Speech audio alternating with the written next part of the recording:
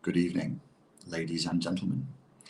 It's becoming almost a cliche now to say that we as a culture, we as a species are in the midst of a tidal wave of narcissism, and that we're all becoming narcissists. And it's easy to see. It's easy to see where you could say, oh, here are obviously increasing traits of narcissism. And narcissism is undoubtedly a problem.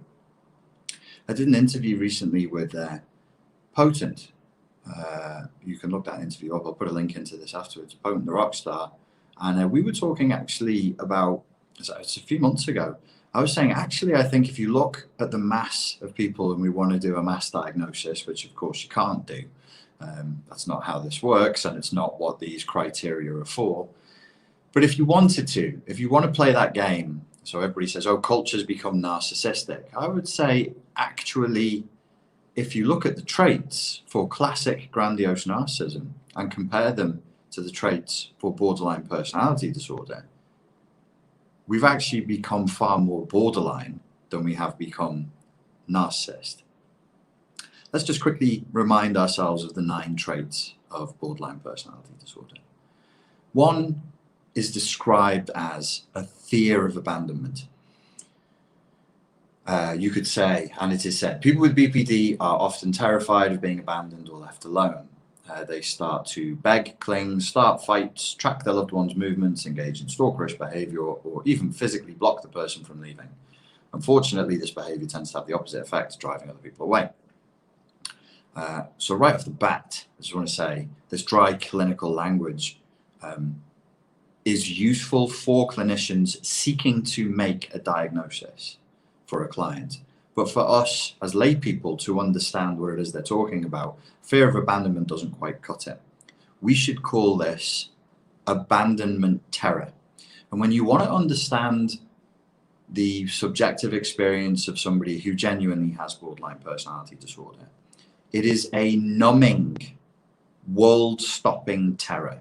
It is not fear of abandonment. They're not sat there going, oh, I've got fear of abandonment. The terror they experience is a boundaryless child's terror, where as a child, if you were abandoned, it would mean death. But more than your death, because you're in that boundaryless, narcissistic center of the universe phase in childhood, it is the very end of the world. It's the very end of reality. Now, if you thought of any moment it was going to lead not just to your death, but the end of everything, you would experience a degree of terror too, and you would probably behave rather oddly also. In my last relationship, it was actually after the relationship, I was driving along and was thinking about the relationship termination. And for about 10 minutes out of the blue, I had this sudden empathic, or at least I thought I did, empathic mirroring of what that person felt on a daily basis. And this was not anxiety. This was not fear. This was stomach churning, mind stopping terror. The kind of terror you feel you may have felt in your life. I felt it a couple of times because I've nearly drowned a couple of times, where you lose control of cognitive function and you're thrashing around trying not to die. And you do dumb stuff. Once I was caught in a riptide when I was a child, and I nearly drowned in Portugal. Those waves there, if you go to Praia de Rocha, they can be deceptive. They can be pretty strong, the undertow there. And another time there's some black water rapids in New Zealand, and I don't know, they've got like the biggest drop in the world or some claim to fame. In Aotearoa or somewhere it is. Anyway, I went there, and of course I fell out, and I had a jacket on that should have lifted me to the surface, but as luck or misfortune had it, as the rapids were pushing me one way, the raft was being pushed above me. So instead of bobbing up out the side of the raft was actually remaining perfectly centered over my head. I'm a pretty strong swimmer, but after a good 7 to 10 seconds of that going on, I really started to panic. And that blind panic causes thrashing because it's terror. It's no longer oh, I should do something about this. It's if you don't do something about this, you'll die. And a part of you takes over that is not rational. So when we're talking about BPD and, you know, trying to deal with BPD partners or just anybody in your life who has BPD, fear of abandonment doesn't cut it. It is total mind-stopping, cognition-breaking terror. Then you will have a better insight into what they're experiencing. Number 2 diagnostic trait: unstable relationships. I love how dry and clinical this stuff is. Unstable relationships. It's like, oh, it's going to be some moderate turbulence. You know, it's a bit of chop. Again, you know, you're talking. It's not unstable relationships. You're talking a roller coaster ride. It's very turbulent and very difficult, very challenging, very exhausting. Being in a relationship, even just a friendship with somebody who is on the spectrum for BPD. So the way this is written up, people with BPD tend to have relationships that are intense and short-lived. They fall in love quickly, believing each new person is the one who will make them feel whole, only to be quickly disappointed. This is coming from helpguide.org, by the way. I like this one because it's written in human language. Your lovers, friends, or family may feel like they have emotional whiplash as a result of your rapid swings from idealization to devaluation, anger, and hate. So here we have one of these behaviors that will cross over, vector in for classic narcissistic behavior, idealization and devaluation. Or basically, well, not basically, but in fact, not basically at all, in more complex language or a more complicated but better way of looking at this, a more nuanced way of looking at this. Yes, they are idealizing, yes, they are devaluing, but that's what they're doing on the surface.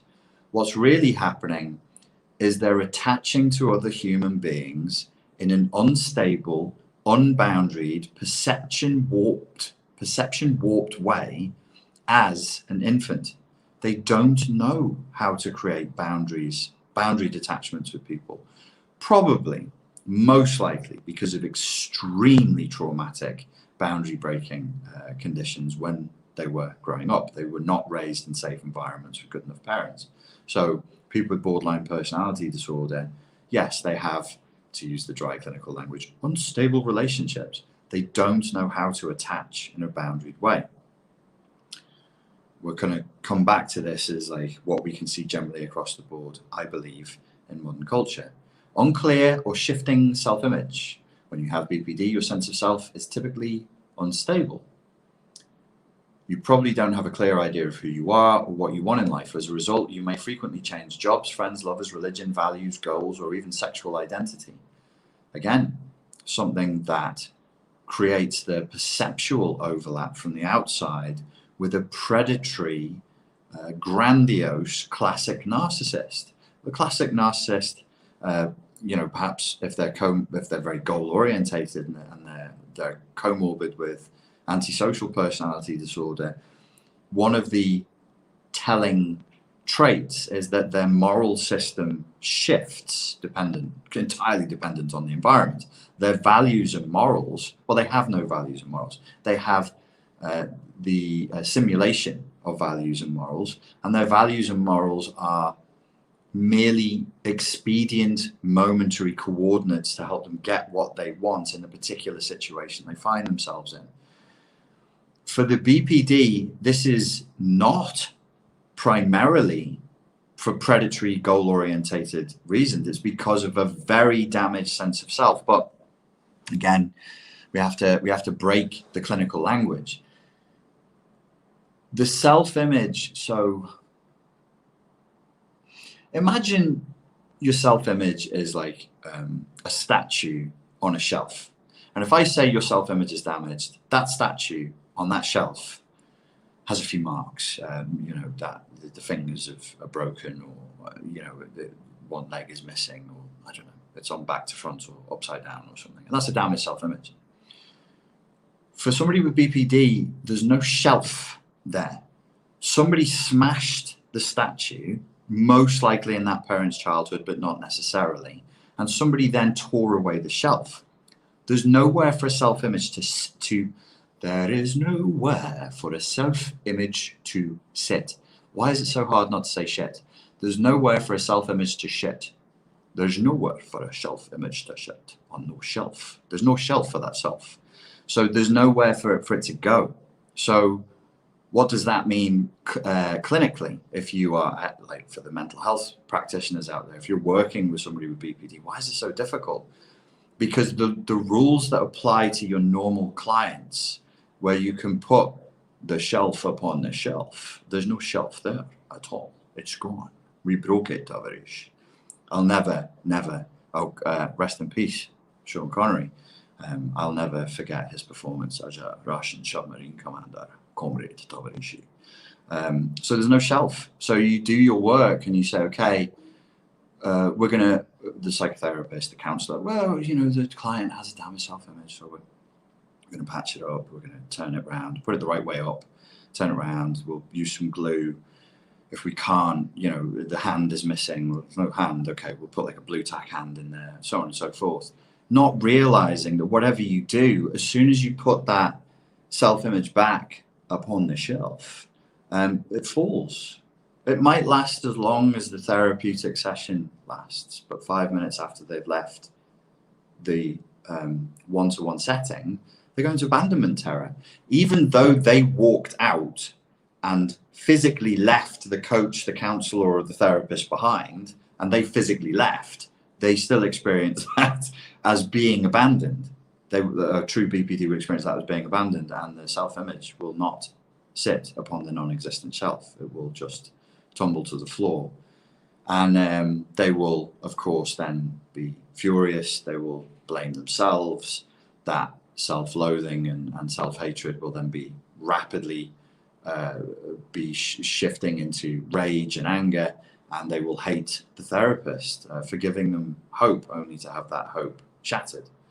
And they'll hate therapy. They'll hate the therapist, and they'll hate therapy. I worked with plenty, I didn't know at the time, I realized afterwards, of borderline clients. And they came to hate me and hate the process and hate psychology and hate the English language and hate computers, and whatever media were used to do the session became a target for hatred and loathing and condemnation. If you sat on a chair and did the therapy session, fuck all chairs, you know, chairs are evil. And you might say that's ridiculous, but when you understand that this personality disorder is like it's like a constantly tumbling building.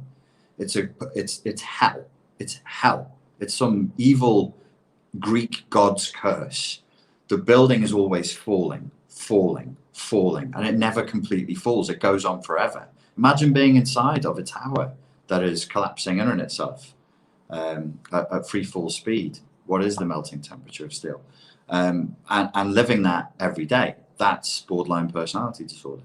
They're constantly tumbling. If you've seen the tarot card of the tarot card of the tower is lightning hitting a tower and it breaking, and then I think it's a man and a woman tumbling out, screaming, falling to their deaths, and the crown of the tower falling off. And that means crisis. You know, there's a terrible crisis. You know, maybe eventually in the tarot it will say, on the other side of this crisis, we'll wipe the slate clean and the sun will shine again. But not for the borderline. Not for the borderline. The sun doesn't shine again. The borderline just lives the tower, the crisis every day, the tumbling tower every day. So, yes, the self-image is unclear and shifting, to use the drier clinical language, because there's no shelf upon which to put the self, and the borderline functions as a perpetual collapse, a perpetual ongoing collapse. Imagine that. Imagine living that, numb with terror, drowning in your own emotions, reaching out to people, and everybody you touch you hurt because you're grabbing them far too hard with your ferocious, lunatic, psychotic hands that are full of lunatic strength, and grabbing at them greedily, snatching at them, and people recoil in horror. And then you experience the terrible pain of that rejection because you're extremely emotionally labile and hypersensitive. It's awful. It's a hellscape. It's a hellish landscape that the borderline lives in. So we're only on number 3, my dears. We have another 6 to get through. I'll try and hurry up. So number 4, impulsive self-destructive behaviors. Well, given the picture I've just painted for you, if I made you live this for a couple of days, you may engage in some impulsive self-destructive behaviors because you would want to be numb to your own reality. You'd want to be numb to the horror of the perpetual collapse. You would want to escape that. So if you have BPD, you may engage in harmful sensation-seeking behaviors, especially when you're upset. Oh yes, of course, you add to this the horror of terror and shame, self-loathing, and being very angry with everybody, mixed in with a terrible sense of crushing numbness that actually is experienced frequently, reported by people with BPD, as a pain in their body. They experience emptiness as a physical pain in the chest. So yes, they may engage in a couple of impulsive behaviors trying to end that. You may impulsively spend money you can't afford, binge eat, drive recklessly, shoplift, engage in risky sex, overdo it with drugs or alcohol. Yeah, anything to escape this reality. And behind some of this, of course, is a real death drive, is a real drive for it to be over. There's a real carelessness with one's own health and safety, probably backed by an unconscious desire to be dead. Now, be careful here. I'm saying an unconscious desire to be dead. I'm not saying an unconscious desire to die, because the two things are distinct. You may have a desire for the peace of being dead without having a desire for whatever the drama that leads to you eventually dying. So impulsive self-destructive behaviors may make you feel better in the moment, but they hurt you and those around you over the long term, obviously. Number 5, self-harm. Probably could vector in with the impulsive self-destructive behaviors, but these points from the DSM are not to help lay people understand what borderline personality disorder is. They're to help clinicians create a meaningful diagnosis. And in order for a diagnosis to be meaningful, and in order for a personality disorder to be a personality disorder, it needs to function as a discrete construct that is meaningful across time and cultural context and phase of life. And there's quite a lot for a personality disorder to be a personality disorder. You can't just say that this is a personality disorder, which is why it's challenged. Narcissism and BPD are frequently challenged as personality disorders because they don't always measure up in that sense. So self-harm. Here we go to actual suicidal behavior rather than nodding at a vague unconscious drive towards the peace of death. Suicidal behavior and deliberate self-harm is common in people with BPD. Suicidal behavior includes thinking about suicide, making suicidal gestures or threats, or actually carrying out a suicide attempt. Self-harm encompasses all other attempts to hurt yourself without suicidal intent. Common forms of self-harm include cutting and burning. But, goes without saying, obviously driving recklessly, shoplifting, engaging in risky, promiscuous, unprotected sex, overdoing it with drugs and alcohol, binge eating, gambling, so on and so forth. These are also things that hurt you physically, emotionally, and they hurt your reputation. So there's an overlap here.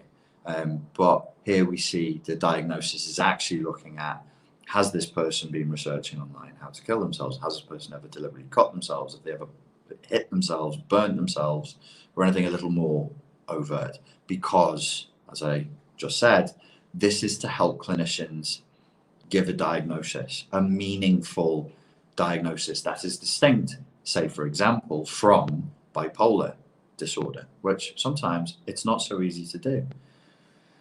Number 6, extreme emotional swings. So here we are now in one of these areas where it rather confusingly overlaps with CPTSD. So in CPTSD, we talk about emotional flashbacks, we talk about emotional dysregulation and emotional lability. So this is what helpguide.org says. Unstable emotions and moods are common with BPD. One moment you may feel happy and the next despondent. Little things that other people brush off can send you into an emotional tailspin. Imagine being happy, but you're so frequently used to going from being happy to feeling despondent, depressed, or angry within a minute. How much could you enjoy being happy? Like, how long could you enjoy being happy for if you knew yourself, if you knew your patterns of mood? You were like, well, I'm happy now, but I could be in a completely different state in a minute. And then you are in that state because you just thought yourself into that other state. Are they wrong? No. Is it an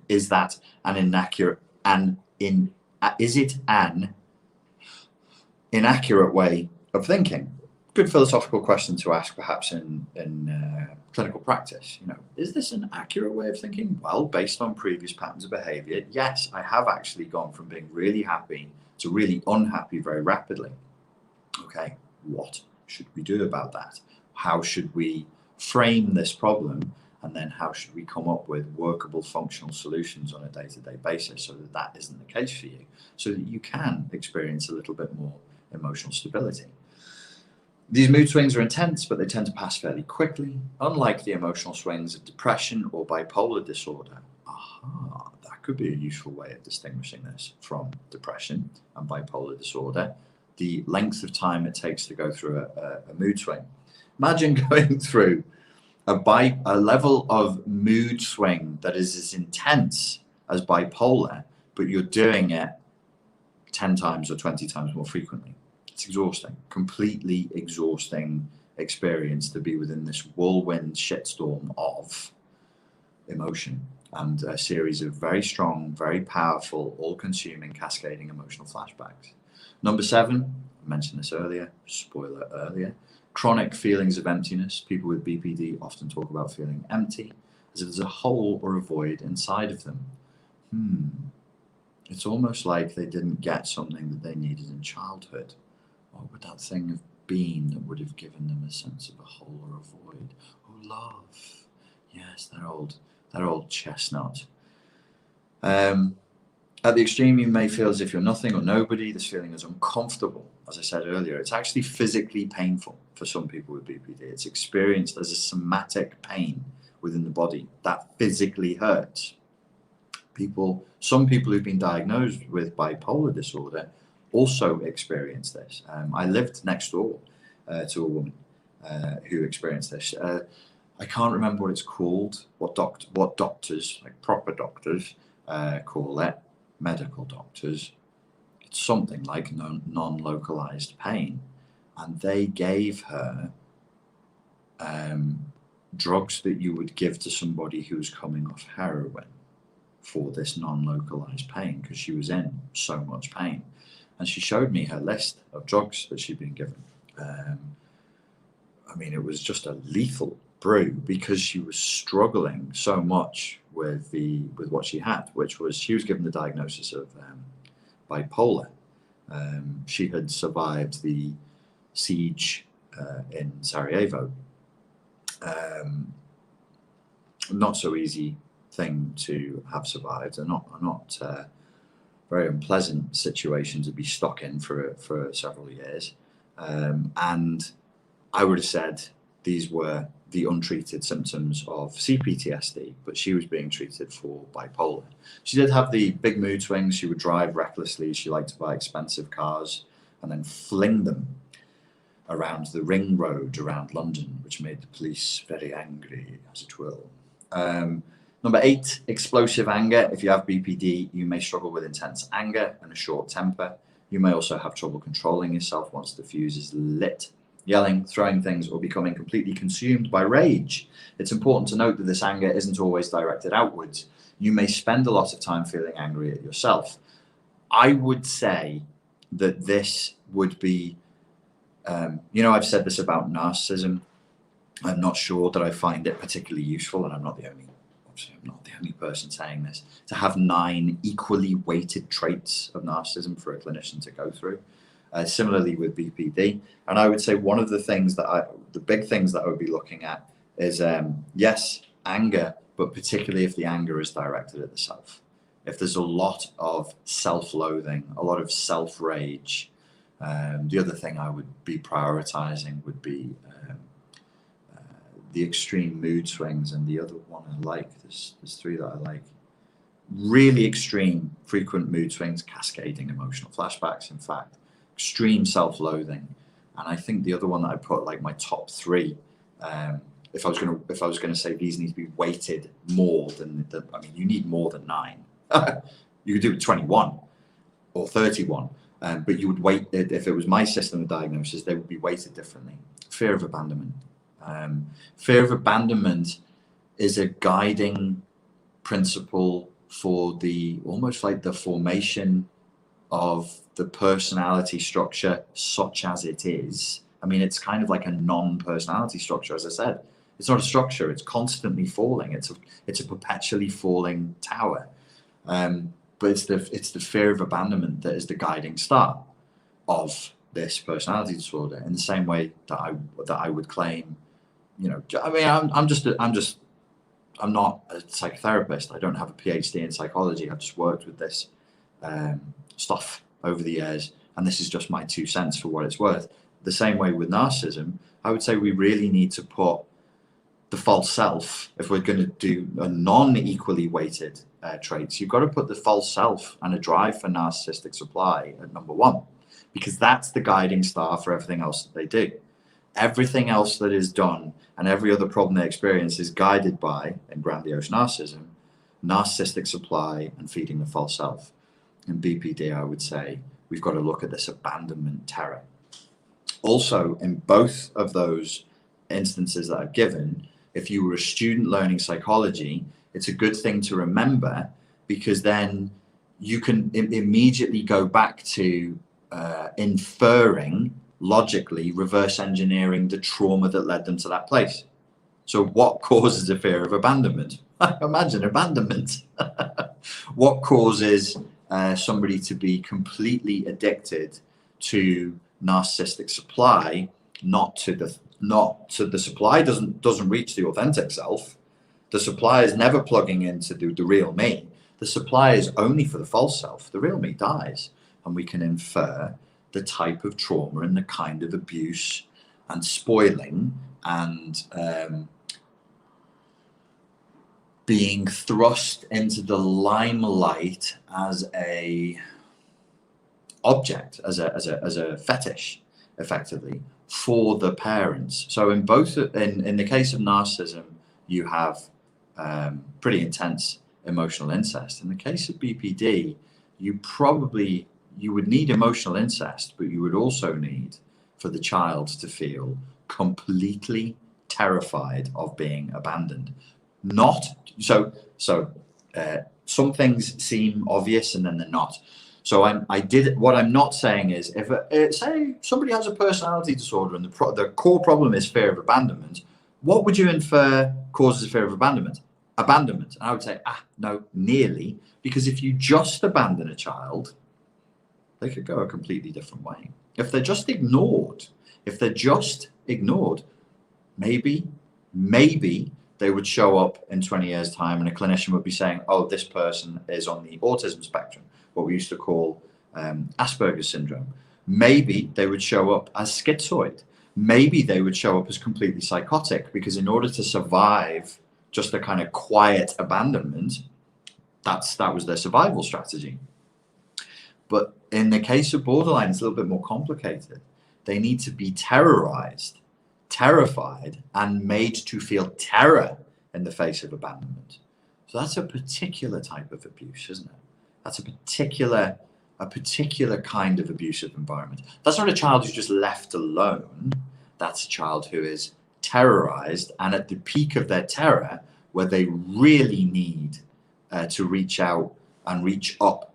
Like, you know, the little kid who's screaming in terror, screaming in pain, screaming in whatever, and is reaching up to the primary object, the primary caregiver, for the embrace and the love and the nurturing and the, you know, it'll be okay, you're okay. They don't get that. Well, what does that burn in? What does that gouge into the personality? They spend the rest of their lives thirsting for that. They're constantly reaching out, waiting to be rescued. The very frustrating thing with BPD that will that makes people not want to help them is that this is how the BPD manipulates, and this is how the BPD burns their bridges. They burn their bridges through asking for help.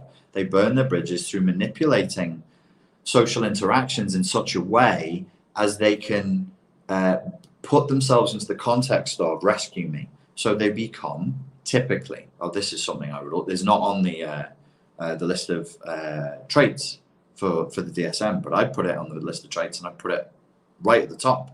I would more heavily weight this than anything else. Professional victims must be the biggest victim. Why? I need a fucking hug. I need somebody to come and rescue me. I must have a rescuer. I don't. So then why the problems in intimacy? Why the problems with friendships? Why are there problems at work? Because they don't want to form a horizontal, using the Eric Berne model, of adult parent child interaction. They don't want adult to adult interactions. They don't want horizontal. They want parent child interactions. They want to be rescued. So if we use the other model that was then developed by Berne's student Karpman, of the Karpman triangle, the Karpman drama triangle was abuser, victim, and savior. So the borderline wants to put themselves in the position of victim, which means they probably will have to identify an abuser even if nobody has really abused them. So they'll either unconsciously fantasize the abuse, or they'll directly openly lie so that somebody will come and save them. I hope that what I'm saying makes sense. I'm not condemning people with personality disorders. I'm trying to point to the structural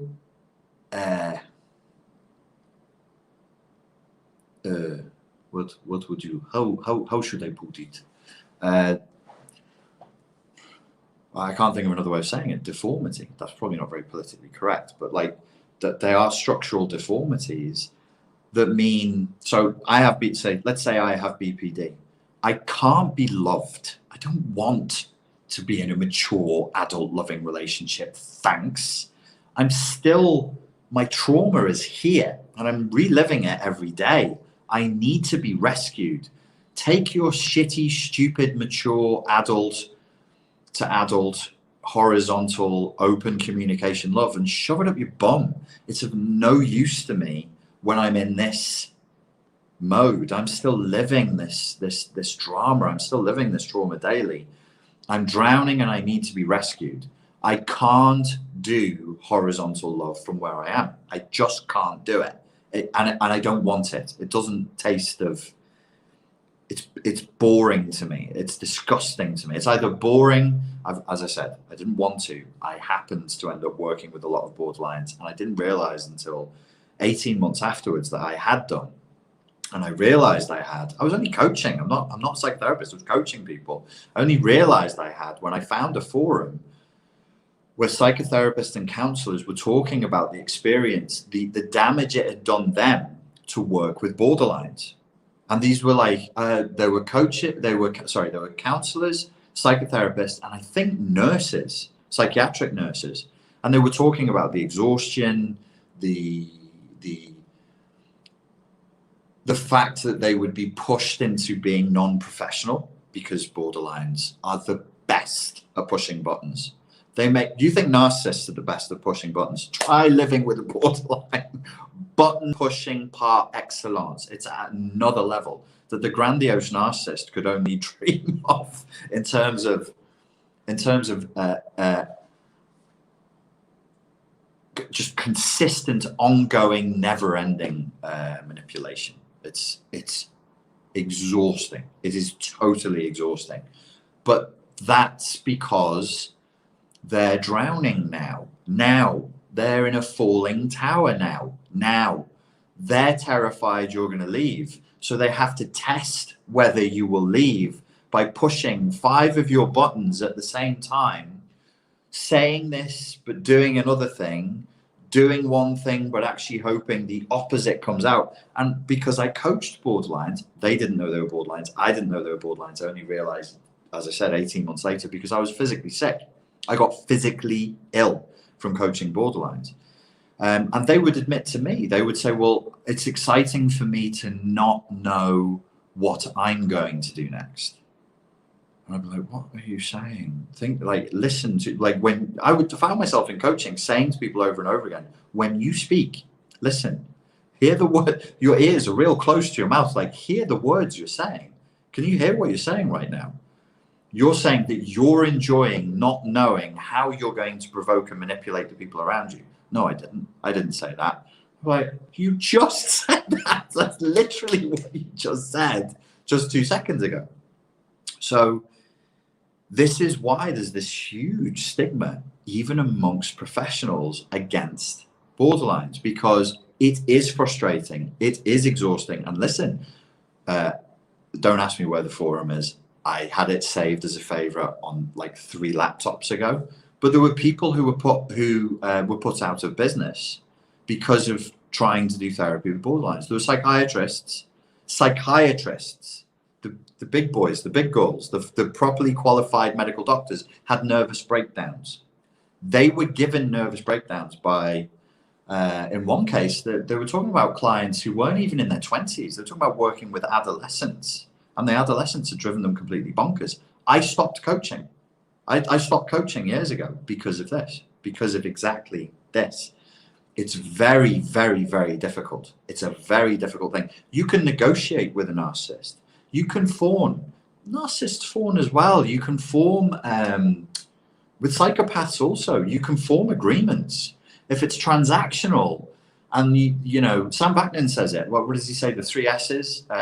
Can you offer me, is it sex, services, and supply?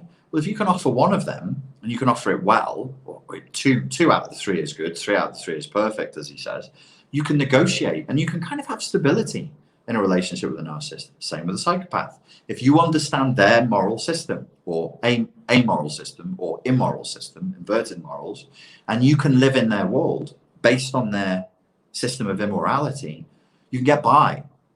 We know that this is true because people get by in jail. They learn the systems of prison. Prisons are full of psychopaths by definition. You can't even argue with that. Our whole definition of what a psychopath is comes from American prisons. So if you want to know what psychopath or antisocial personality disorder is, look at the statistical mean of the average American prisoner. That's a psychopath, a criminally inclined, goal-orientated predator, essentially. So it's not a moral condemnation. I'm not saying these are bad people. It's got nothing to do with morality on this subject. This is a subject, this particular issue is one where I would say, do push morality to one side if you are a mental health professional. If it is your job, if working with people with borderline is something you're going to have to do. And that means, by the way, because I've spoken to tons of mental health professionals who are very confused about this. If you're dealing with combat veterans, if you're dealing with drug addicts, if you're dealing with alcoholics, if you're dealing with the victims of violent crime, the victims of sexual assault, what was the other one I spoke to a lot of people? Eating disorders. As a mental health professional, you will come into contact with borderline personality disorder. Guaranteed. Guaranteed. You cannot be working with the homeless. You cannot be working with drug addicts daily. You cannot be working with people with PTSD and not have a black belt, nuanced understanding of borderline personality disorder and all of its permutations. It's dangerous for you. For you. It's exhausting. You will be chewed up. You will be chewed up, and you'll be spat out the other end. As I said, this forum that I found, I didn't contribute. I just read the posts, and I was like, this is so validating for me. This is real. I thought I'd lost my mind. I thought I'd lost my marbles, but it was actually, it's a known effect of working with people with borderline personality disorder. And if I could say what it's like to live with and work with people with borderline personality disorder, it's like shoving your head in a washing machine that's full of LSD and tarantulas on a high spin cycle. It's really tough. It's a very confusing. It's very button pushy. These are why I would say there are other traits. If I was going to offer like a diagnostic criteria, mine would be, I think the DSM, as I said, it is for clinicians to offer a meaningful diagnosis. It's not to offer deep insight for mental health professionals. It's not to offer insight for borderlines into their own experience. Videos like this this video may it's for people who live with people with BPD and for mental health professionals, but it might help people with borderline as well to understand their own machinations, their own way of being. So number 9 is feeling suspicious or out of touch with reality. People with BPD often struggle with paranoia or suspicious thoughts about others' motives. When under stress, they may even lose touch with reality, an experience known as dissociation. They may feel foggy, spaced out, or as if they are outside their own body. So again, I said the guiding star for the whole personality disorder, if it is a personality disorder, if it is discrete. I am not the god of psychiatry. I am not the pope of psychiatry. I'm not the one who issues a papal writ or a holy fatwa that says, this is a personality disorder today and that is not a personality disorder tomorrow. How they do it, well, we know how they do it. It's voted. It's voted into existence, and if it falls out of fashion, it's voted out of existence. There's no blood tests, no urine samples, no neurotransmitters, no brain scans are going to help with this one. So if you remember that the guiding star is this abandonment terror and the sense of having a part of you pulled out and taken away that you're then searching for the rest of your life, the sense of perpetually drowning and panicking, the sense of the personality structure perpetually tumbling, the sense of trying to put a self upon the shelf and there's no shelf there to be found, Dabarish.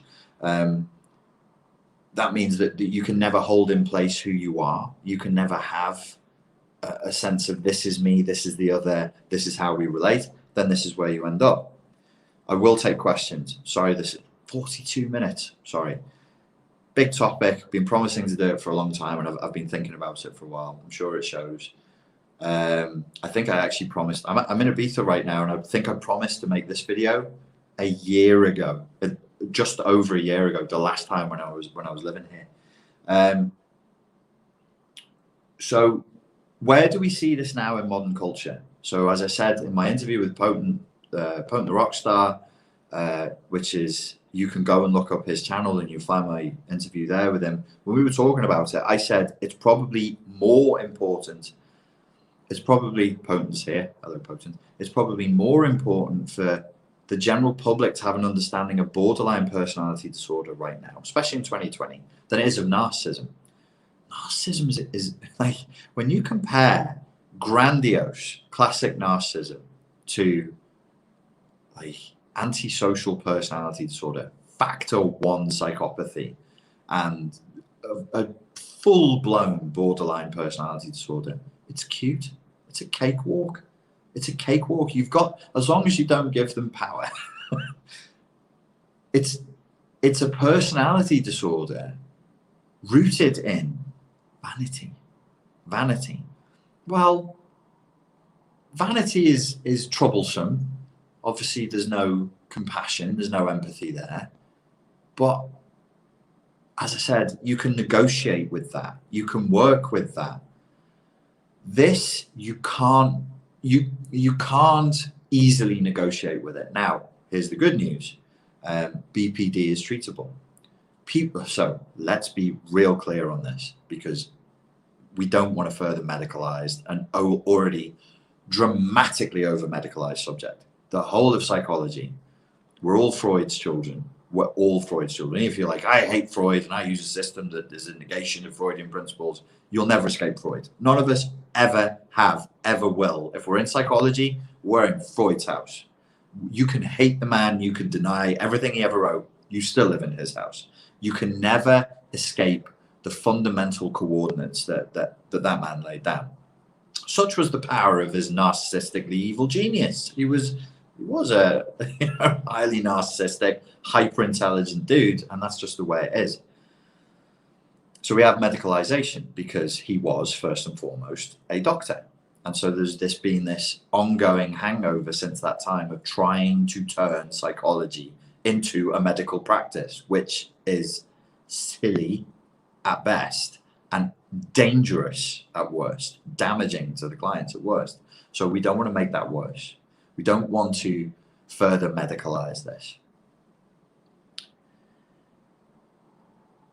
What I was going to go on to say is that it's more important to understand borderline personality disorder right now, especially in the times that we're living through, than it is narcissism. Yes, narcissism abounds. People post pictures of their bums on Instagram. Okay, so what? I mean, look at me, I'm hot. Look at me, I ate a nice dinner. Look at me, I'm driving a nice car, innit? Yeah, all right. What does that hurt? It doesn't really hurt anybody. It only hurts. It hurts if you try and sleep with them. Or sorry, the sleeping with them will be okay. It hurts if you try and have a relationship with them, because they're just going to be in a relationship with themselves the whole time. So don't sleep with them. You should be okay. This is not that. This is not that.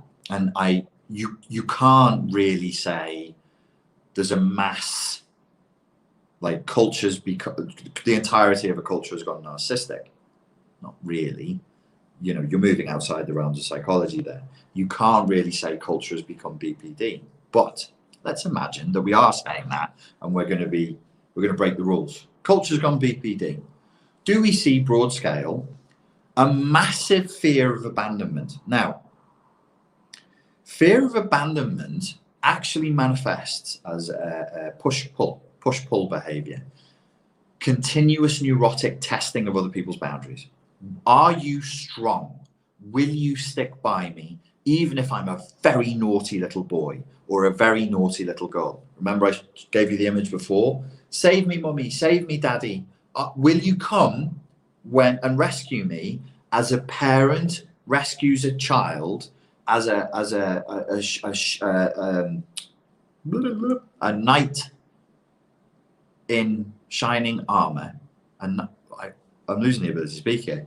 A knight in shining armor would rescue a damsel in distress. What's a damsel in distress if he's a man? What's the equivalent of a damsel? A yeoman in distress. I don't know if that's true. Will you rescue me, mummy? Will you rescue me, daddy? So what does rescue me? What does I need rescuing look like? Well, I need rescuing when it goes from childhood, just like narcissism, because you could be a healthy little narcissistic toddler, and that's fine when you're 3. Rescue me, mummy, rescue me, daddy is completely fine in a child. But just like narcissism, when it grows up into adulthood, and you have a 40-year-old, a 50-year-old, a 60-year-old, demanding, not asking, not saying, listen, it's kind of awkward, but like, I have this thing. And the other person will be like, oh, it's feet. No, it's not feet. I really need to be rescued. And I need to feel like you're rescuing me. And I'm going to need that a lot. I'm going to need that regularly. Dating seems pretty tough out here. You might just say, it's kind of weird, but, why not? That's not that harmful. They're not asking. They're demanding, because we've gone from child to adulthood. A child demands. The infant demands. And there's a retardation in the break, in the trauma of the developmental stage that person was in, wherever the trauma came in infancy. The child screams to be rescued. And if they are not rescued in exactly the way they want to be, they rage. Or they tumble into a depression. Children can't tumble into a depression. Yeah, they can. They become very, very sad. They can become sad in a boundaryless way. Let's not say depression for a child.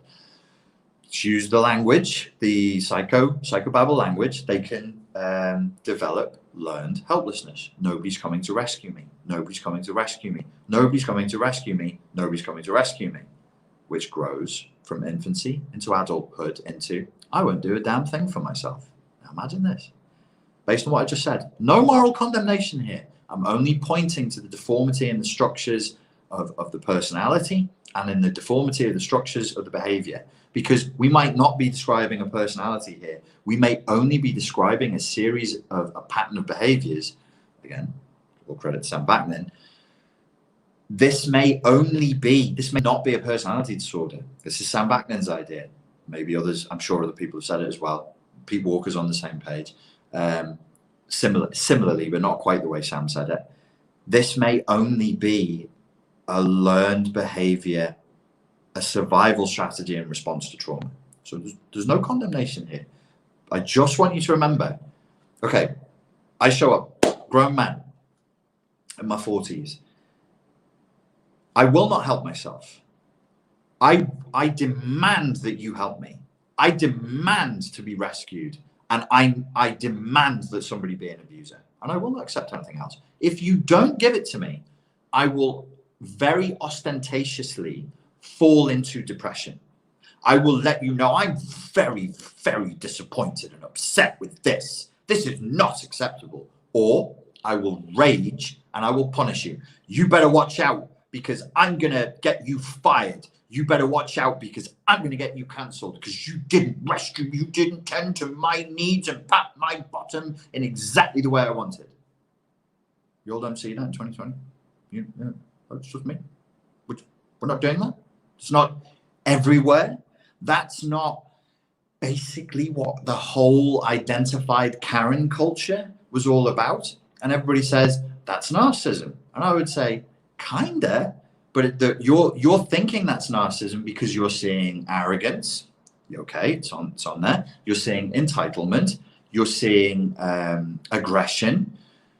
But I would say all of that is actually coming from a deep, deep fear of abandonment. And it's also coming from the third trait, a very unclear and shifting self-image. And I'm not like Karen's is like white middle-class American soccer moms. That's not like Karenism doesn't stop there. Entitlement doesn't stop with that particular identity group. Like that, the idea that entitlement, really unboundaried aggression or disappointment or expressions of unhappiness, disproportionate in response to just not being given the service that you wanted in exactly the way you wanted it. You know, white American ladies do not own that. That's not, they don't have dominion over being dicks in that way. What I'm suggesting is this is where we're up to. An unclear and shifting self-image. Aren't we all dying for self-image now? Are we all just trying to find something that tells us who the fuck we are? What are we? Who are we? This is why identity politics is back with a vengeance. The whole issue of race is back with a vengeance. Sex is back with a vengeance. Class is back with a vengeance. Who am I? Who are you? Who are we? We were talking the other day about Jung's predictions of living in a sort of a postmodern, post-ideological, science-based life. We're all humiliated by it. It's rational, it's reasonable, it's progress, without a doubt. We'll never have an inquisition again as long as we stay scientific. Right, folks? We'll never have a new inquisition. Right? There'll never be a new orthodoxy that we could fail and find ourselves being tortured and burned to death, metaphorically speaking, in the town square. Right? This again is actually, if you think about it, it's rooted in the fear of abandonment. The collective is looking for boundaries. They're looking for boundaries and they're not finding them. And you know what? They're panicking. They're panicking. They're thrashing about, trying to find the walls. Because when mummy and daddy restrict you and say, no, you don't get to go to bed whenever you want. No, you can't do this, you can't do that. When you're a kid, you'll be grumpy, and you'll have, and cranky, and maybe even angry because you've got a need and a want and you've had it cut off. And there's a wall in your way. And the wall that faces you says no. That wall is a boundary. A boundary is always a wall. A boundary is always a no. And it stops you from doing what you want. Damn it. I want to do everything I want to do at all times a day. I want to eat, sandwiches made out of chocolate and peanut M&Ms all day for every meal because I'm a child and I don't have any sense of consequence. Of course. But mummy says, no, you're not going to do that. That's annoying. But that wall that says no has two sides. There's the internal wall that stops me from what I'm doing, and there's the external wall that stops me, that stops external threat from reaching me. Our history, in a sense, is a history of walls. Maybe this is why the stonemasons, maybe this is why masons are so important, because everything is walls, really. Like, I always wondered for years, like, why is every conspiracy theorist going about Freemasons? Who the hell cares about walls? But if you think about walls and how they last through time, physically, and just how important they are to show us the boundaries between that which is and that which is not, that which is yours and that which is mine, that which is young and that which is old, that which is yes and that which is no. Actually, masonry is pretty important as a craft. It's a pretty important craft to lay a wall down between things. When I don't have a wall, when I don't have mummy and daddy saying no, and I can just do whatever I want, my initial infantile response, so when mummy and daddy said no, my initial infantile response was, hey, oh, damn you, I'm cranky. And then I feel safe. When mummy and daddy always say yes, or they just respond with total disinterest, it's like, do whatever the fuck you want, kid. And my initial infantile response is yes, elation, narcissistic elation. I get to do whatever I want. Yeah, I get to do whatever I want because I'm so freaking cool. Awesome. Awesome. Now what? I feel a bit anxious. Why? Don't know. I probably need pills. It's probably something genetically wrong with me. Do you think it's that you might not feel very safe because you don't have any boundaries in your life? And because you don't have boundaries, you don't have protection. At an instinctive, basic, evolutionary, biological level, you know full well that a boundary that restricts you is also a boundary that protects you, and that we've never lived boundaryless. Never. In human history, it's not been possible until now, where we have so much surplus value and so much stuff and so much excess. Now we can live boundaryless. Yeah, I can do whatever I want, and I can film it and I can live stream it. I can do whatever I want. I'm free. This is freedom. Whatever I want.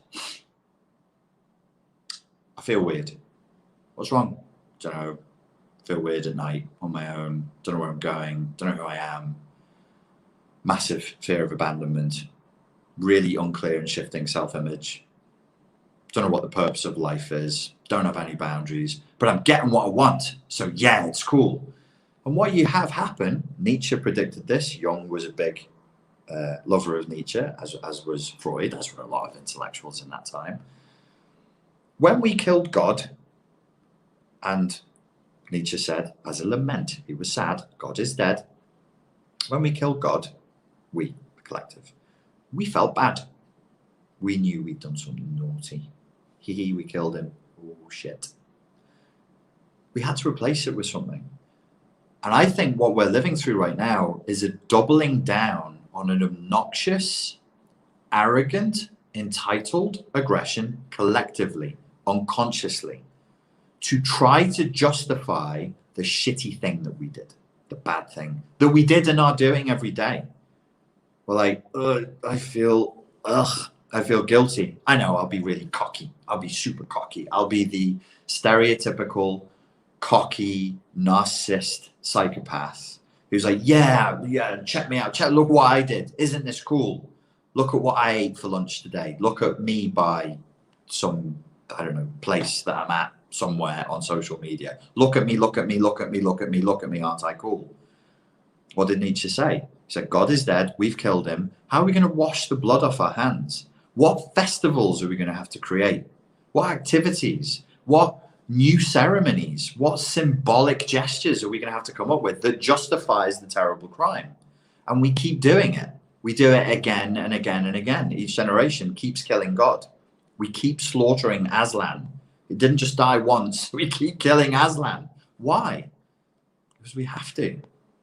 We have to. Or we're going to have a good old cry. Or we're going to have to grieve. We as a species are stuck with BPD.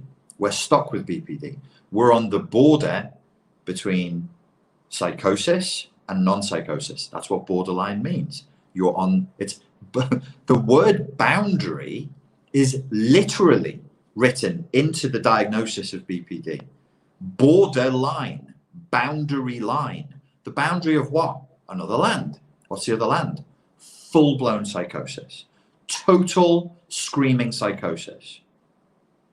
I'm sorry, but yes, I think narcissism is a problem, but I don't see the smug, satisfied, calm, predatory, narcissistic elation as much as I see the screaming swing, the emotional lability, the instability, the self-harm, the excess, the shifting moral frameworks. Like, who has a morality now that actually survives between multiple contexts? I mean, it just doesn't exist. I don't see grandiose classic narcissism being the problem that we're living with today. BPD, broad scale BPD, that is a problem. Our guilt and our shame and our unnaturalness, like the way that we're living is just, it's just not tenable. I'm just looking through here. The extreme emotional swings, the self-harming behavior, well, if we're left to our own devices, we wank and eat ourselves to death. We wank and eat ourselves to death. We take prescription drugs. We take alcohol. We take non-prescription illegal drugs. That's what we do when we're free. That's what we've done with our freedom, by the way. All of our freedom, all of our technology, all of the knowledge, the Library of Alexandria that every single one of us carries around getting sweaty in our sweaty pockets. Who's reading that? Who's reading that? Did you go and bother to read Marx, Das Kapital? Did you go and read Thus Spake Zarathustra when you could have done for free off that sweaty little computer that you keep in your pocket? No. What were you doing? You're either numbing out, you know, when I say porn, I mean the term generically. So people are consuming actual sexual pornography, but there is the porn of YouTube videos. It's purposeless. It's not like porn is. It is for its own sake. That's the definition of pornography. If you have, here's a guilty pleasure I've caught girls going through. It's a kind of porn, but it's a different kind of porn. 10 tabs open on Etsy, looking at bohemian jewelry that you're never going to buy, just to numb, just to self-soothe. If you're, sorry to be so heteronormative, you're a guy and you've got like, I don't know, 10 tabs open looking at, I don't know, some guy stuff like motorbikes or UFC highlights or something. It's still porn in a sense. That's what I mean by porn. That's what we've done. That's what we've done with it. Why? Because we're dealing with our own emotional lability, our own guilt, our own shame, our own self-loathing, and chronic feelings of emptiness. What happens next? You have number 8, as defined by the DSM, explosions of anger, paranoia, and feelings of suspicion. Number 9. Why? Because you're not anything. You're not anything, and you don't feel good, but you've been given freedom. You've been given freedom and stuff, things, material pleasure, like no other humans anywhere in human history. Nowhere. We're all living like French kings. We're all living like emperors. If in terms of calories available, in terms of warmth, in terms of safety, in terms of just any pleasure, material pleasure that you can name, that you can enjoy. We've far exceeded like emperors and kings, and we all have access to that, but we don't feel good. We feel like shit.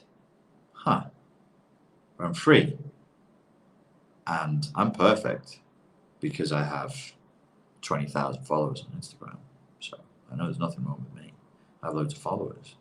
I have loads of followers on YouTube. So it can't be anything wrong with me. So somebody must be doing this to me. Somebody must be doing this. I don't feel good, but I should feel good because my ideological conditioning, my consumer capitalist conditioning says I have money so I can buy whatever I want.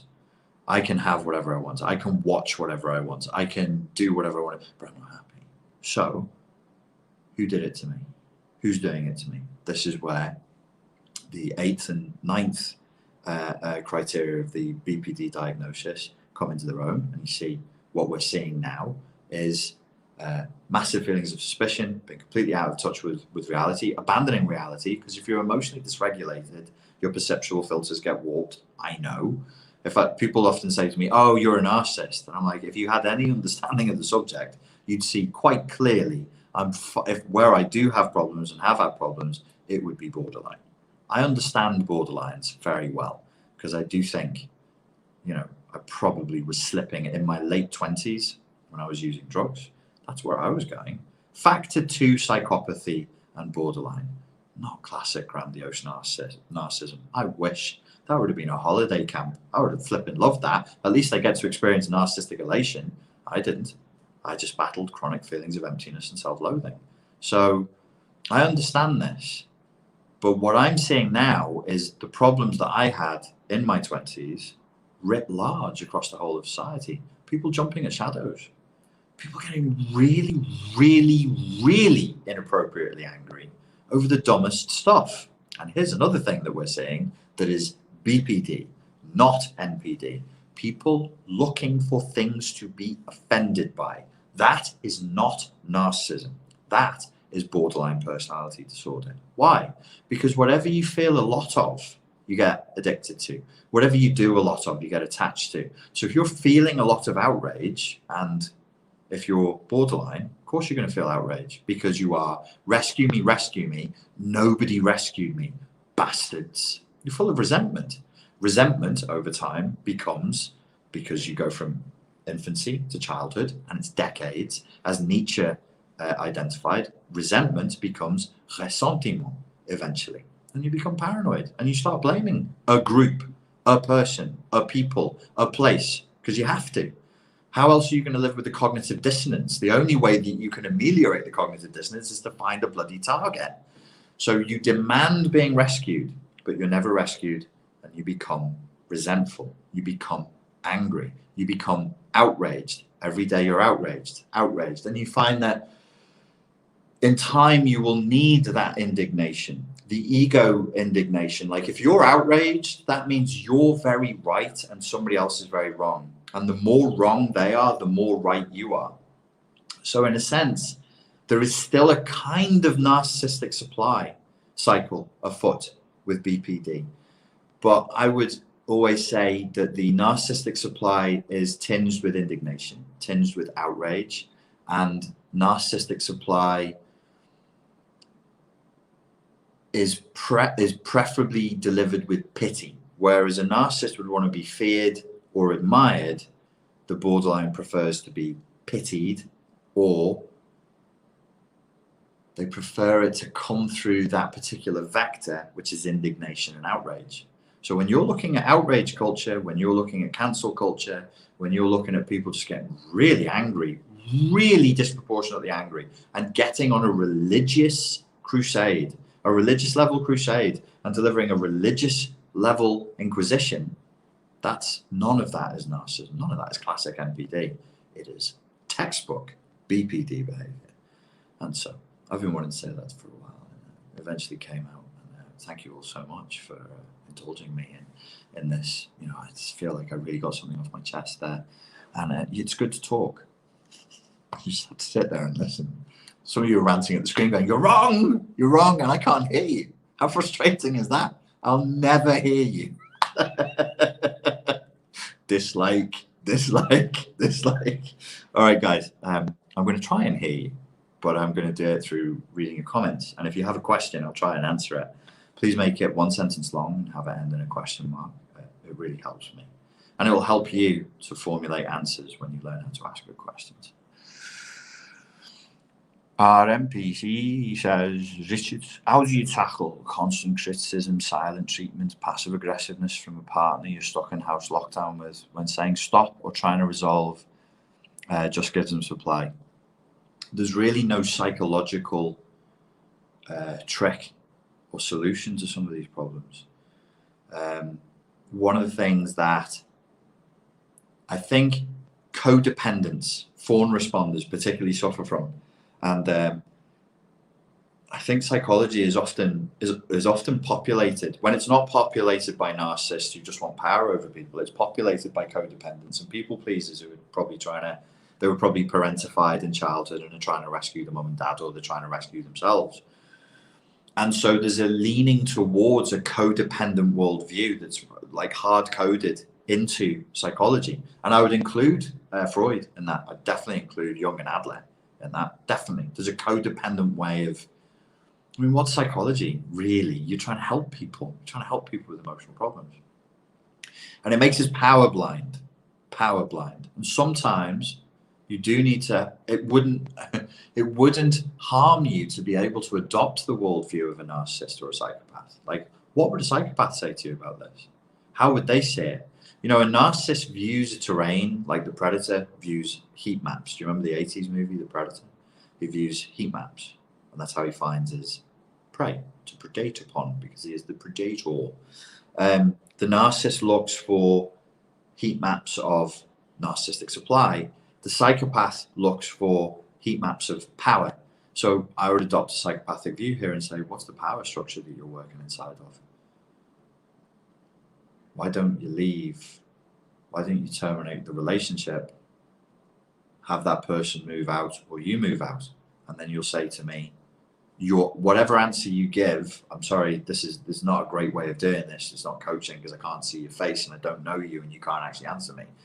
But the answer you give me when I ask you that question, like I would just say, just leave. And then you'll give me an answer that's directly related to power more than psychology 80% of the time.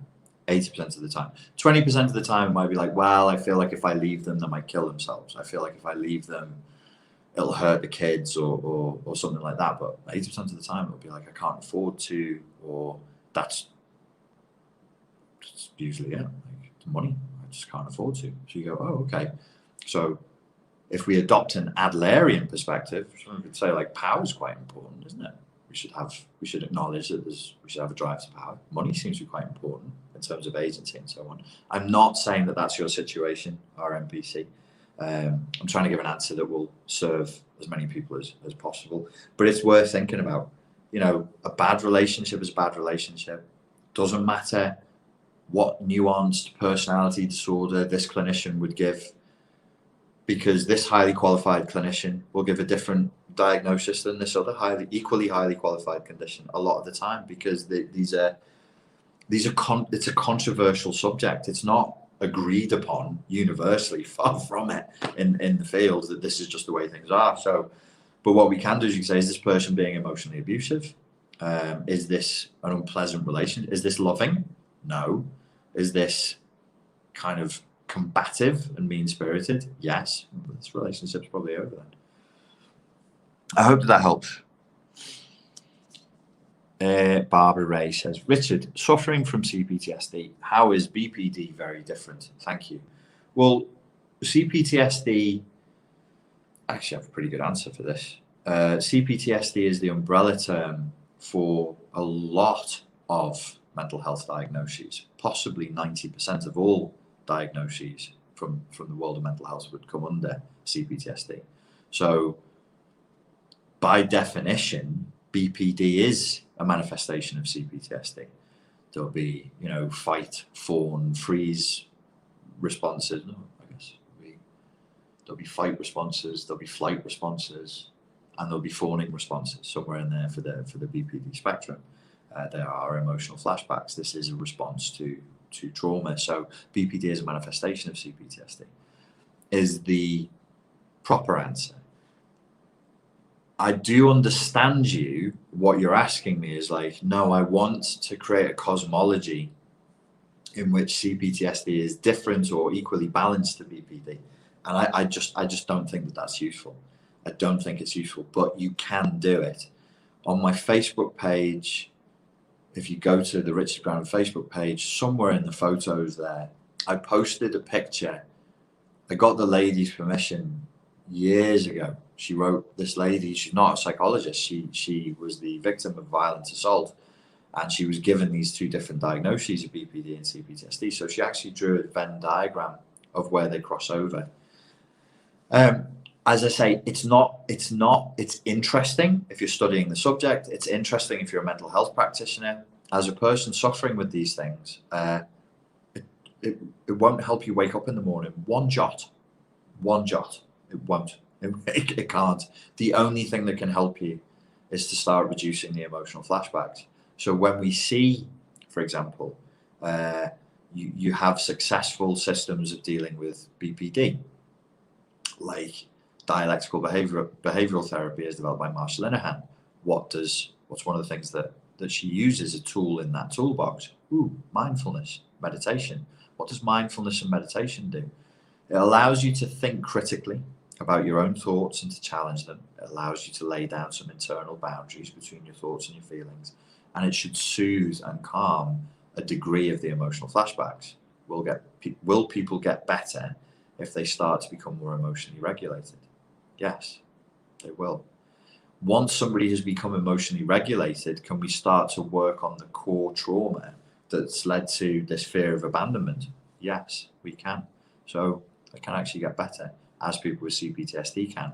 But where the strong delineation between CPTSD and BPD lies, you've got to leave it to the academics. They're still arguing about it. I actually pulled up, I hadn't done much research and reading of peer-reviewed papers recently, right? So I wanted to do that. Here we go. This one is from the American Psychological Association, and this came out this year. Okay.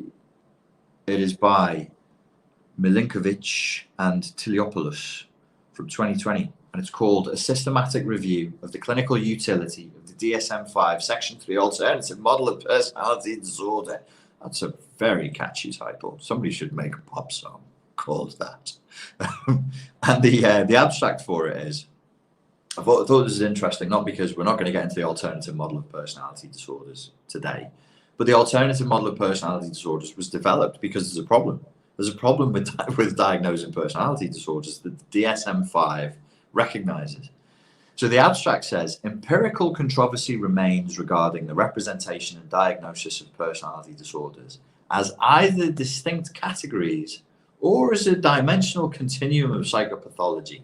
In the Diagnostic and Statistical Manual of Mental Disorders, 5th edition, the Personality and Personality Disorders Work Group presented an alternative model of personality disorders called the AMPD that elicits a hybrid diagnosis. And then it gets into like a study of whether it was good or not good. And you know what they found? They found it was all right. You know, they said the convergent narrative synthesis of results was largely in support of the AMPD's clinical utility. So here's what's to take away from that. There is an ongoing controversy within the field of psychology about how dare you land in my right eyeball. That's extremely rude for a fly. There is a controversy around this stuff. It's not agreed upon. So if you say to me, am I CPTSD or BPD? I go, listen, I'm just a life coach. I provide content about this, but I'm not a qualified clinician. And you say, okay, I'll go and find a qualified clinician. They're not going to agree with each other. And who do they go to? Who's the mummy and daddy they go to be like, oh, John said she had CPTSD, but I said she had BPD, and we need to. There's nobody can resolve it. It's just an ongoing, and they're just ways of describing problems. They're just ways of describing certain symptoms. So, at least with BPD, you can say, here's a list of symptoms that would give you, and it's tight. It's tight-ish. It's tight enough, I think. I actually quite like the DSM-5 as far as the cluster B spectrum disorders go. It's not perfect, but if you wanted something as a starting point, it gives us a starting point. CPTSD is not. CPTSD, you know, as I said, covers like 90% of mental health disorders. So we say something like emotional dysregulation, and I read another, I won't bore you with the articles, but I read another article, and it was comparing BPD to bipolar, and the fact that many people get crossover diagnoses. One clinician says you definitely just have bipolar, another says you definitely just have BPD. And one of the things that they identified, I don't know if I've still got that tab open. No, I don't. Oh, no, I do. Here it is. It's by AJ Bays and GB Parker, differentiating borderline personality disorder from bipolar disorder, diagnostic efficiency of DSM-BPD criteria. This is from the conclusion of that. The transdiagnostic nature of affective instability, so emotional dysregulation, means it is less useful for diagnostic decisions, whereas abandonment fears and identity disturbance offer superior diagnostic efficiency in distinguishing BPD from from bipolar. So in normal person's language, if we say this person's emotional, why would they be seeing a psychologist if they weren't emotional? Like they're emotionally unstable. They don't feel good. They're moody. But yeah, most people who go to see a psychologist are moody, and they can only take data and samples from the people that they're seeing. They can only form a worldview from the people that they're seeing. They can only get a sense of some sense of what's going on from the people they're seeing. So affective instability or emotional dysregulation, which would be one of the markers of CPTSD. I don't want to be too facetious to make this point, but it's a bit like saying, I don't feel good. Great. That doesn't mean anything, but it is a key component, because if I don't know that you're emotionally dysregulated, how would I start to get into saying, is this emotional dysregulation emotional flashbacks, or is it not? Or is it from something else? So, you know, you take these models of psychology and you bang them together, and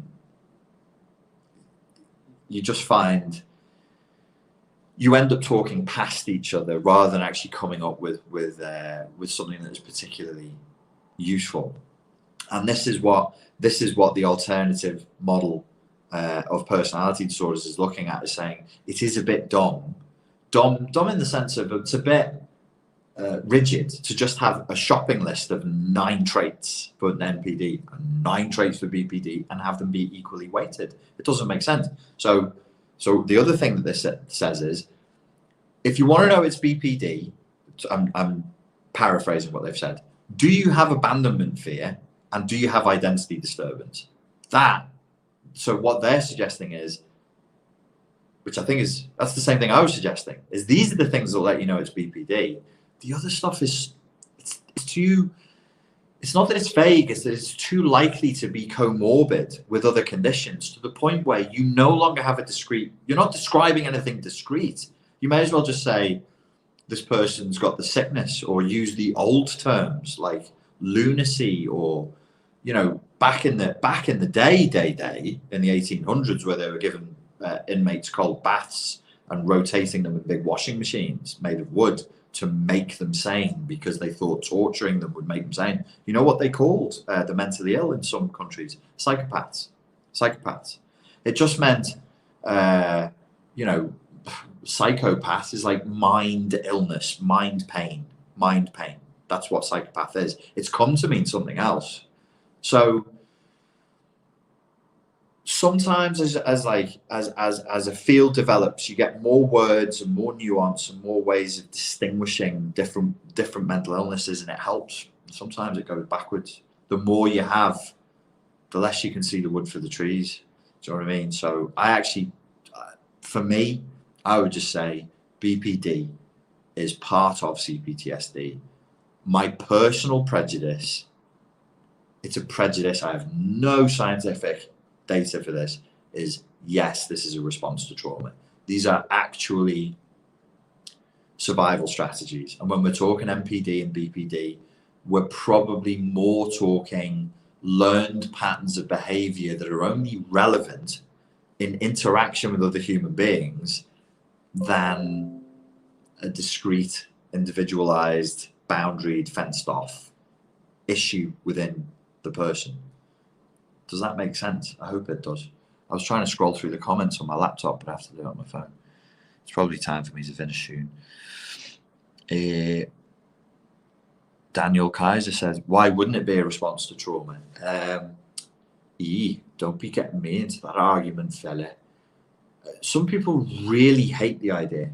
You'll ask me why, and I would say I don't really know. But there's an almost within psychology, there's almost a hysterical reaction in some places to the idea that like the majority of mental health issues are trauma based. Some people hate that idea. They hate it.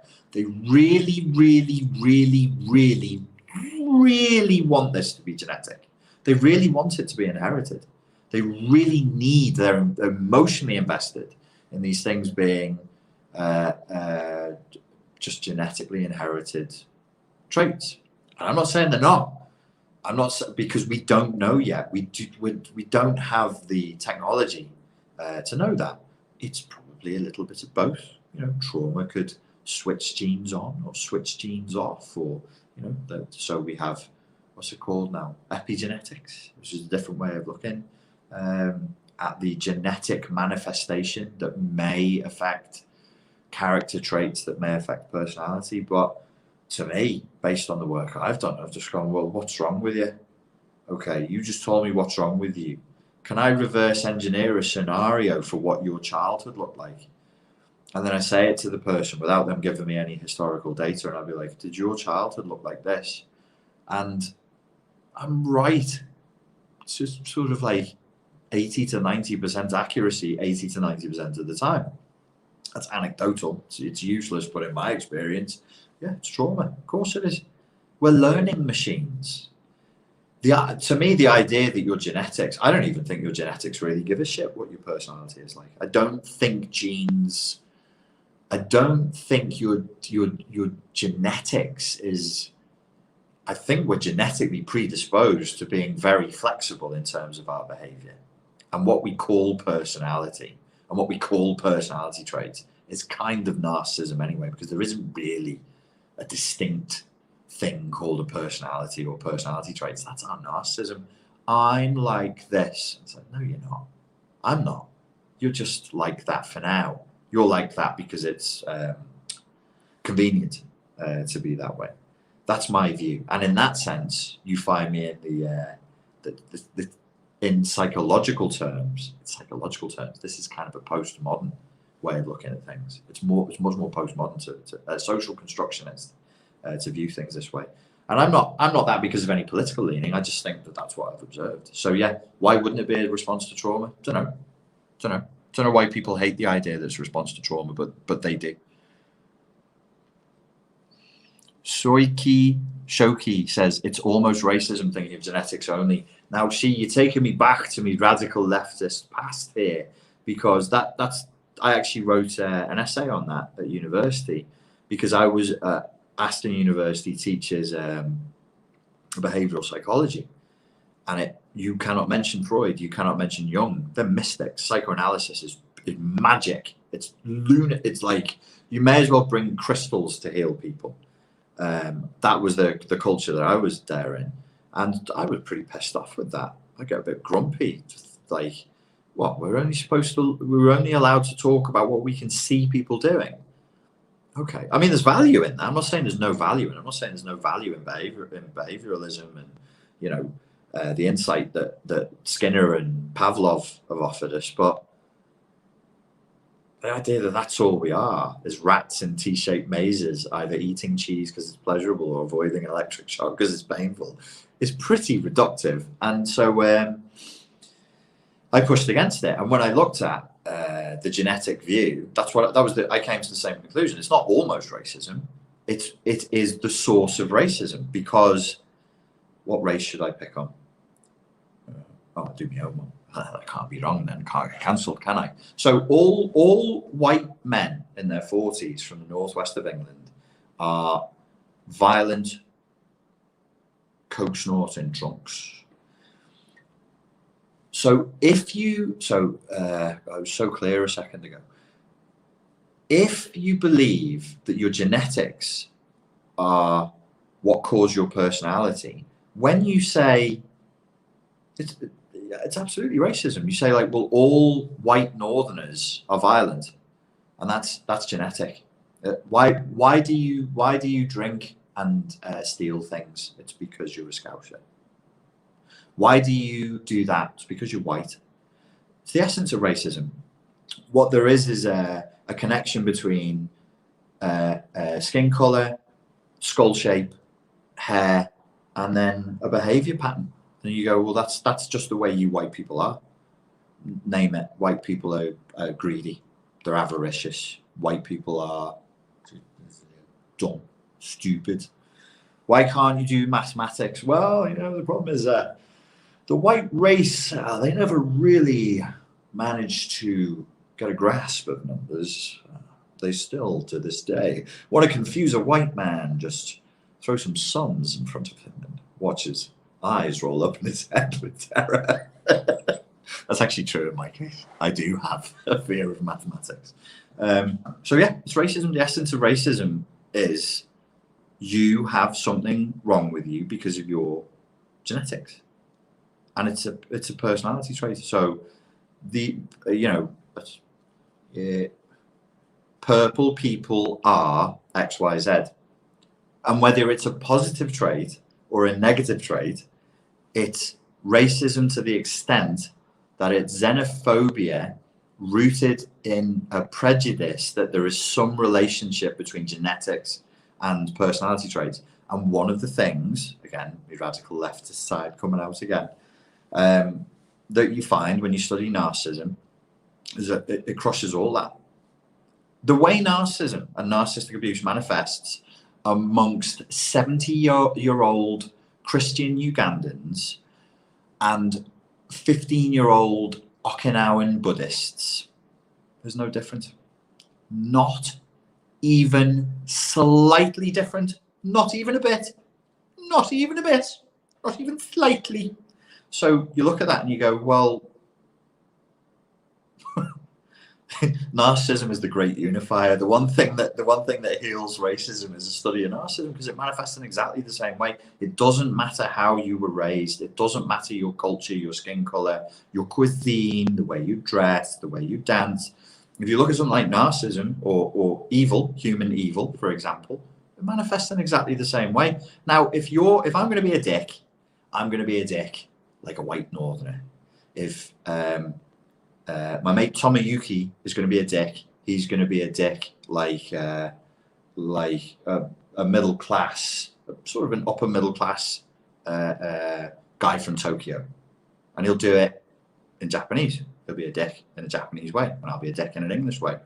But there's not, this kind of thinking is lunacy to me, because I'm like, show me the ethnicity, show me the race that doesn't have narcissists and psychopaths, that doesn't have good people, doesn't have bad people, doesn't have robbers, doesn't have saints, doesn't have charity workers, doesn't have people who push old ladies under. Like, what this is, to me, you know what it is? You know what I really think? And I wasn't going to say this. Superstition. Stupidity. It's pure superstition. I just feel like Black Panthers, and I mean the animal, the Black Panther, are just morally superior to leopards. You go, well, it's the same animal. It's the same thing. It just has a different coloured coat, you tit. No, they're just better people. Why? We say leopards are better people if you want to reverse it. Leopards are they're just nicer. Why? I just think they are. It's pure superstition. It's pure solipsistic, subjective, data denying. You know what it does? It saves the person who spouts that tripe from having to do the work of thinking. Lazy, stupid bastards. Yeah, I love a leopard, me. I don't like leopards, but I love panthers. They're just better. Did I get that right? A panther's leopards. They are, aren't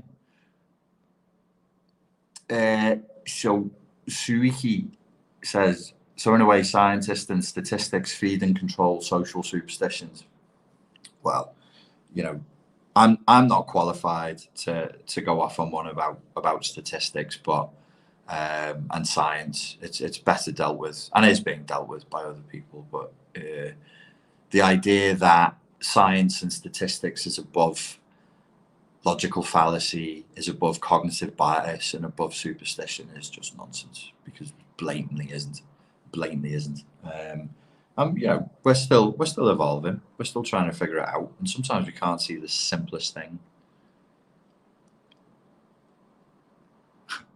Marissa M says they're all big cats. Yeah, but what I want to know, some biology person, tell me, aren't they the same thing, or have I got that totally wrong?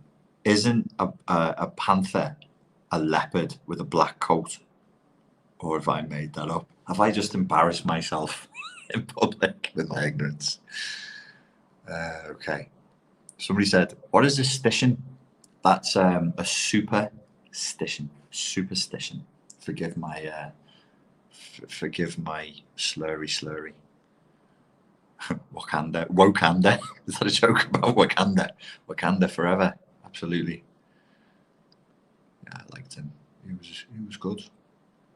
He was good. May he rest in peace. Did a good job, that lad, you know. Nathan says, question. Hi, Rich. Can you talk about Pete Walker's ideas about the process of grieving and angering as therapy for BPD? Yeah, I mean, I think if you start with the emotional flashback work that Pete Walker suggests, that would be priority number one for somebody with BPD. The superego work that he recommends, he was good enough to interact with me via email, I think it's like 5 or 6 months ago, and I put the results of those interactions on the Fortress Mental Health Protection YouTube channel. So there's 2 videos on healing the superego. One is a yin way of healing the superego. One is the yang way of healing the superego. The yang way is angering, where you push back against the superego injunctions, and the yin way is to nurture the parts of you that are being damaged by a toxic superego. And it's really the emotional flashback work and the superego work is critical for BPD. So having just said, you know, well, actually, no, it feeds into the same point. The fact that CPTSD is like an umbrella term within which BPD would fall into it. If you follow the process for healing CPTSD, it absolutely should help to heal BPD. Very, I'd say quickly, but directly. For some people with BPD, it's really going to take some time. It's going to take some work. But we know it's possible because it's being done. Well, that's not me saying it. That's the peer-reviewed research has been saying that for a while now. So yes, and as you said, grieving, we covered angering. Grieving is going to be a part of it because of this fear of abandonment issue. Somebody really terrorized them when they were a child. Somebody really terrorized them and made them terrified of being abandoned and made them terrified of life. They scared the living crap out of that kid. That kid grew up scrambled. All the wiring gets scrambled, and it's because of these surges of adrenaline. Because you're not supposed to. You're supposed to have a little adrenaline surge, you know, a few times, and you're supposed to have a full-blown adrenaline surge a few times in your life to get out of an emergency situation that ends with you running away very fast, away from the lion, running up a tree, or picking up a rock and smashing its head in. You're not supposed to go through adrenaline surges every day for years.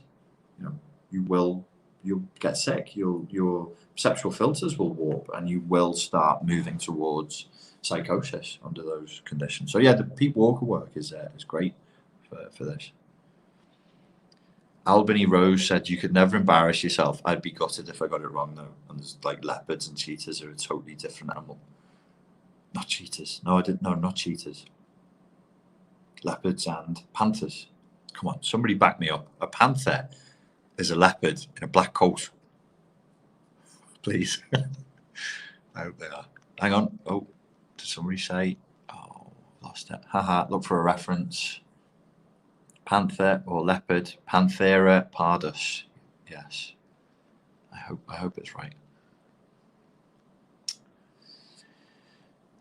Connie Villeneuve says, doesn't the partition in the word superstition refer to the word intuition, which I've decided is connected to inner tuition? Oh, have you? Super usually refers to supernatural, does it?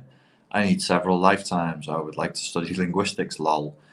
One place to go to that's very helpful for this is called etymonline.com. So let's go etymonline. ETYMONLINE, and let's look for superstition. I can spell that. Okay.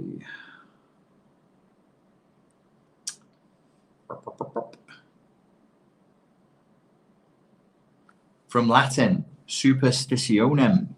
Nominative, superstitio, prophecy, soothsaying, dread of the supernatural, excessive fear of the gods, religious belief based on fear or ignorance and considered incompatible with truth or reason. Literally a standing over, noun of action from past participle stem of superstare, stand on or stand over, survive. From super, which means above. Stare, to stand. To stand or make firm, from the Proto-Indo-European root sta. There are many theories to explain the Latin sense development, but none has yet been generally accepted. Devan suggests the sense is to cause to remain in existence, originally in English, especially of religion, sense of unreasonable notion. So it is to stand on or stand over. Interesting. That's what superstition actually means. So there we go. We all learned something here today, kids. Right. In North America, the term panther is commonly used for the puma. In Latin America, it is most often used to mean a jaguar. Oh, you've lost me now. Is a puma and a jaguar the same thing as a leopard? Oh, really showing me ignorance. I shouldn't have chosen that. Oh, here we go. Matt says, I believe leopards are yellow spotty panthers, or the other way around. Wendy says, no, it's not a leopard in a black coat. Oh, got it now. Okay. Let's try and give us another question, folks, and then that'll be the last one, and then I will leave it there.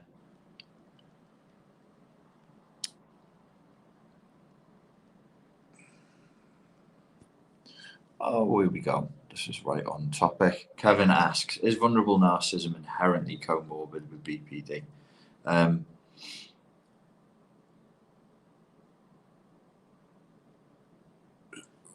Okay, so what I've read in the peer-reviewed research, and this was 3 years ago, so it might be out of date, was there were papers released that said, quite simply, there are so many crossovers between what we're calling fragile narcissism and BPD that there is no point having a distinct diagnosis, and that either we need to say BPD should be absorbed over into the narcissism group and it's fragile narcissism, emotionally labile narcissism, narcissism that is shot through with shame, or we need to can the idea of fragile narcissism and just say that's BPD. It's unusual, so that's, as far as I know, that's the official peer-reviewed, proper people's, view of it. For me personally, it would be unusual for me to want to make things more complicated. I love simplicity, and I actually do think, whilst I agreed, I read those research papers and they made some great points, and I couldn't disagree with them. For me, I would always say, is the distinction useful? And I find it useful. I find the distinction between a fragile narcissist and somebody with borderline personality disorder, useful. If you said, oh, pretend you're a clinician, is it distinct enough to be different? And I would say yes. Yes, it is. But I've heard, so the reason why, the reason why, and then I'll give you the counter argument is, I see the fragile narcissist as a failed or perpetually failing narcissist. They want to be a grandiose narcissist, but they can't get there. So the way I defined it, it's probably overly simplistic, but it's useful a few years ago, was the grandiose narcissist thinks that they're awesome, and largely speaking, the world agrees with them. So they get plenty of narcissistic supply, and generally speaking, they're not that emotionally labile because they think they're great. The world thinks they're great. Everybody feeds into the self-image, the fantasy, no problem. The fragile narcissist thinks that they're awesome, but they actually struggle to get the world to agree with them. So they're constantly unstable. They're constantly in a battle, and they're riddled with a sense of shame in the face of their own grandiosity. They're kind of disgusted by their own grandiosity. That's not BPD. That to me is not BPD. But some of you say, well, isn't BPD failed narcissism? Doesn't the formation of BPD mean you have to go through a phase of collapsed narcissism? I would say maybe. I don't know. The only thing I can say is where I've seen it myself firsthand, and where I've worked with clients who are dealing with different people. You can so from my point of view is, how do I help my clients? How do I help clients as best possible? If I know it's grandiose narcissism, I know the client's experience is going to be different to if it's vulnerable narcissism, quite dramatically different. And if it's BPD, I know it's going to be a distinctly different experience than those other two. So I would say they are distinct. They should be distinct diagnoses for whatever that opinion is worth, and for whatever the diagnoses are worth. So to answer your question, in the cluster B spectrum, there's more comorbidity than not. So you will usually find comorbidity. And if somebody's got vulnerable narcissism, the one that they probably will be comorbid with is probably going to be BPD. But would I say vulnerable or fragile narcissism is inherently comorbid with BPD? No, I wouldn't go that far, because I do think there are strong distinctions. I do think the boundaries are strong. And you could see somebody, in my opinion, and as I just said, the peer-reviewed research that I read, and it was very good, said there isn't. There's too much similarity. In my opinion, there is enough difference for it to be seen as different. Like, you could have Jack here, he's a fragile narcissist. You could have Bob here, he's got BPD. Do they look similar at certain times and under certain circumstances? Yes. Probably in love.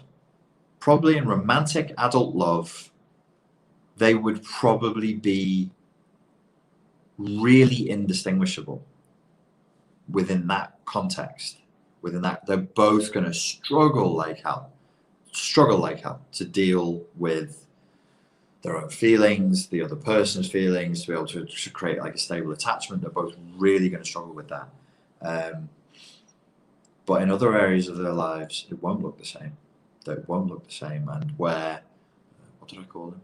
Whatever I called dude number one, he just won't have that really, really tenuous self-image. He just won't have that really strong fear of abandonment outside of his intimate relationship. And I would say, but the other dude, I think I named him Bob, he has it all the time, everywhere. So that's BPD. He's got it sometimes. So it's not BPD. That's the fragile narcissist trying to do love. And when he's trying to do love, he has a huge fear of abandonment. But he doesn't have a fear of abandonment when he goes to the library or he goes to buy milk. But this other dude, he does. It's all the time, everywhere, for everything. For him, it's only in this one context. Is he got the labile sense of self that he has? No. He actually has a fairly stable sense of self. It's stable in its shamefulness. It's stable in its crackedness and its sense of its own deficiency. But this BPD, he doesn't have that. He doesn't even have the cracked sensor, the cracked mask. He has no mask, or a perpetually dissolving mask, and no shelf to put it on. So, listen, boys and girls, thank you very much for your questions on that one. I do just want to round this out by saying, if you watch this video because you're in a relationship with somebody who's emotionally abusive and you're having a hard time, you can just leave. You can just leave. Abuse is abuse. If you can identify that somebody is leveraging power over you, bullying you, and treating you cruelly, then that is not love, and you can leave.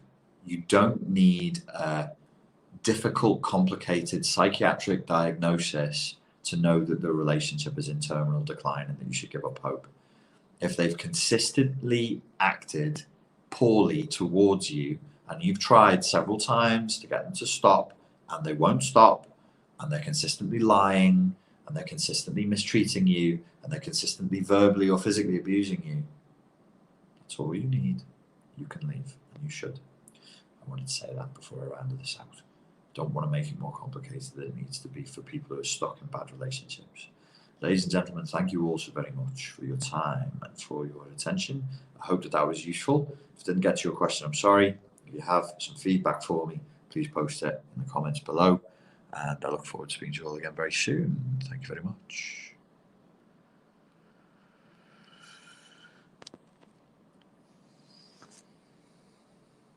Can't switch this off now. Bit embarrassing, really. Please hit like, please subscribe, please jump up and down and be happy.